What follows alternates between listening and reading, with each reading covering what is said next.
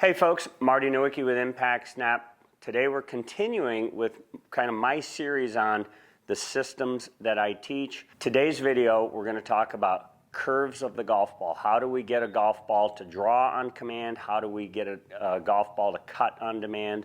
And what I like to do with my students is just create a menu item checklist of if I do this, this, this, and this, the ball should draw. If I do this, this, this, and this, the ball should cut.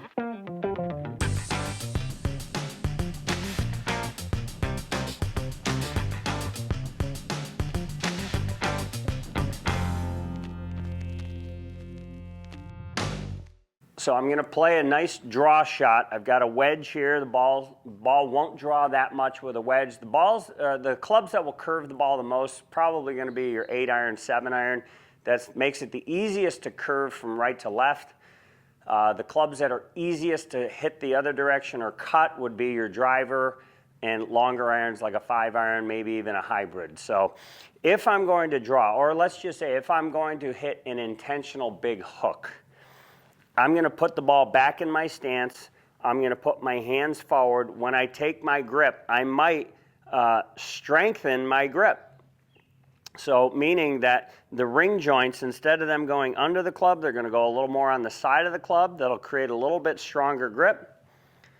I'll always match up my right hand to my left hand. I'm going to make sure that I get the right shoulder and right hip further behind me. That'll allow the club to swing more in. I'm going to keep the club in. Again, I'm going to drop it further to the inside so I can swing out. Again, the checklist to now hit a big hook or even a draw would be slightly stronger grip, ball position slightly back of center. Make sure that your hands and your center of gravity stay ahead of the golf ball. I'm going to have a more abrupt turn of the right hip and the right shoulder, so that way my arm and club can go to the inside. And I want to make sure that as I'm taking it back, that the club face is not torquing or twisting into an open position. If I get that lead shoulder down, trail shoulder back, the net change of the club face should be 0 relative to the plane that it's swinging on.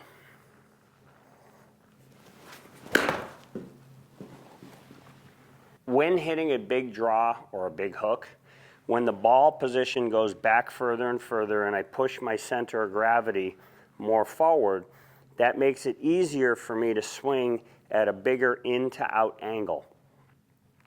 When the ball position transitions forward, if I get the ball too forward, there's no way that I can get to that golf ball from the inside. The club actually has to go into this next quadrant, and it'll actually be moving across the ball, which would then help to impart that type of spin.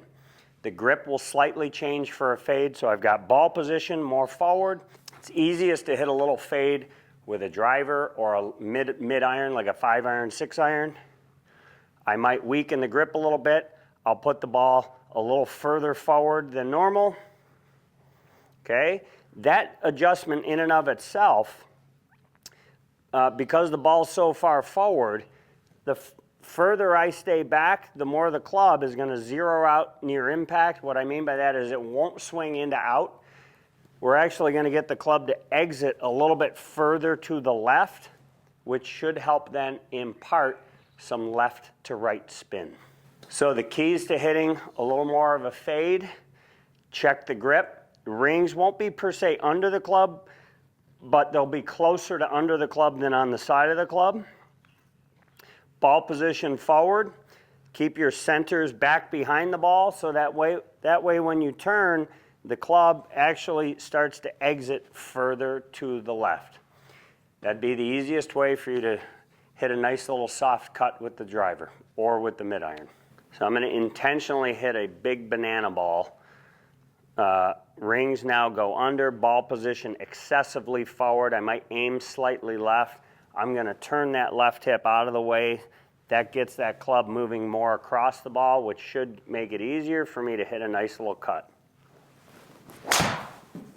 If I wanted to take that same driver and hit a draw, I'm not going to play the ball as far forward.